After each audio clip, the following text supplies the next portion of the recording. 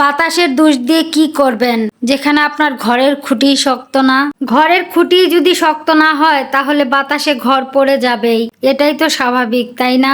এরকম অনেক কিছু আছে যেগুলো আমরা অন্যের ঘাড়ে দোষ চাপাই, কিন্তু আসলে আমাদের ভুলগুলো কোথায় সেগুলো আমাদের কখনোই চোখে পড়ে না।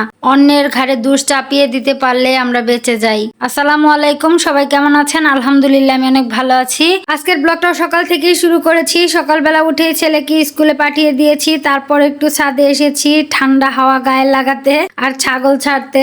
আসলে কয়েকদিন যাবৎ যে পরিমাণ গরম আর যে রোদ উঠে সারাদিন, মানে রাতের বেলাও ঘুমানো যায় না শান্তিতে, অনেক খারাপ লাগে, শরীরটাও দুর্বল লাগে, মন মেজাজ খিটখিটা হয়ে থাকে। তো সকালবেলা এই যে মৃদু হাওয়া, এই হাওয়াটা যদি গায়ে লাগে তাহলে কিন্তু শরীরটা একদম সতেজ হয়ে যায়, দুর্বলতা কেটে যায়। আমি প্রায় ছাদে এসে হাঁটাহাঁটি করি সকালবেলা একটু শরীরটা সতেজ করতে। তো যাই হোক, ছাগলগুলো ছেড়ে দিয়েছি। ছাগলগুলো তো আমাকে একদম পাগল বানিয়ে ফেলেছে। ছাগলগুলো চলে যাচ্ছে খাবারের সন্ধানে। তো আমাদের গাছে আবার কয়েকটা কাঁঠালও ধরেছে, মাশাআল্লাহ। তো কবে যে কাঁঠাল পাকবে, আমার কিন্তু কাঁঠাল ভীষণ পছন্দের একটা ফল। তো যাই হোক, এদিকে আবার হাঁসগুলো নেমে পড়েছে পানিতে, গোসল করতেছে সকাল সকাল। তো পরে আমি বিছানাপত্র গুছিয়ে নিয়েছি, ঘরটাও ঝাড়ু দিয়ে নিয়েছি।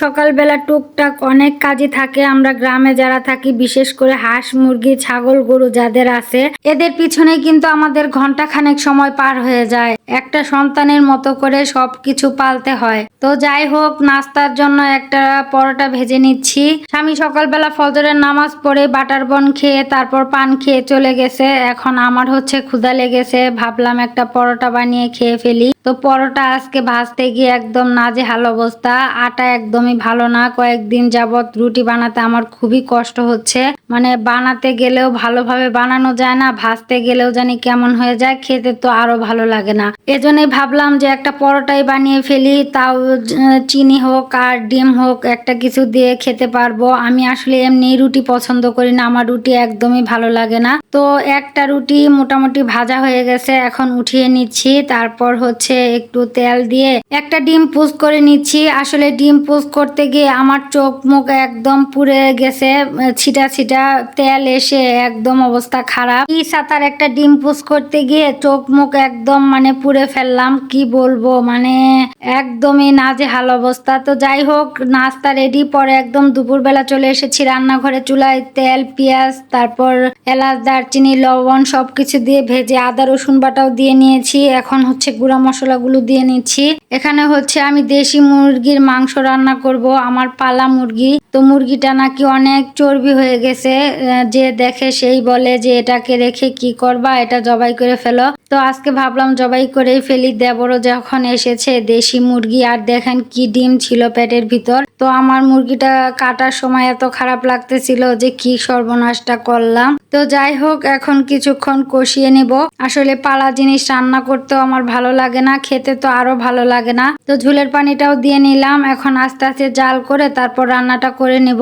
তো এদিকে হচ্ছে আমার তরকারিটাও মোটামুটি হয়ে এসেছে। আর এক চুলায় হচ্ছে ঢেঁড়স ভাজিও বসিয়ে দিয়েছি। ঢেঁড়স ভাজিটাও নামিয়ে ফেলবো কিছুক্ষণ ভাজাভাজি করে, বেশিক্ষণ ভাজতে হয় না ঢেঁড়স। তো যাই হোক, রান্না বাড়া তো শেষ, এই তো ফাইনাল লুক আমার রান্না বাড়ার। কেমন হয়েছে অবশ্যই জানাবেন। তো সব হাতের কাজও সেরে নিয়েছি, ধোয়া পালকা যা আছে, পরে খেতেও বসে গেছি। আলহামদুলিল্লাহ অনেক মজা হয়েছিল।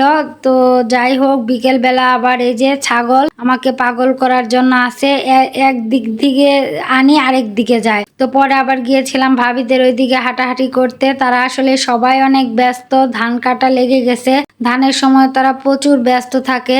যেহেতু আমরা গ্রামের মানুষ, 2 বছর মানে বছরে 2 ফসল হয়। তো মেয়ে তারপর হচ্ছে মা সবাই মিলে কাজ করতেছে, এটা আমার বাহাস্তি। তো পরে আবার বাড়িতে এসে হাঁসের খাবারও দিয়ে দিয়েছি, ওনাদেরকে উঠাতে হবে। পরে সন্ধ্যার পরে স্বামী নামাজ থেকে উঠলে 1 কাপ চা রুটিও দিয়ে নিয়েছি। তো যাই হোক, আজকের ব্লগটা এই পর্যন্তই। কেমন লাগলো অবশ্যই জানাবেন। সামান্য ভালো লেগে থাকলে একটা লাইক কমেন্ট শেয়ার করে দিবেন। আল্লাহ হাফেজ।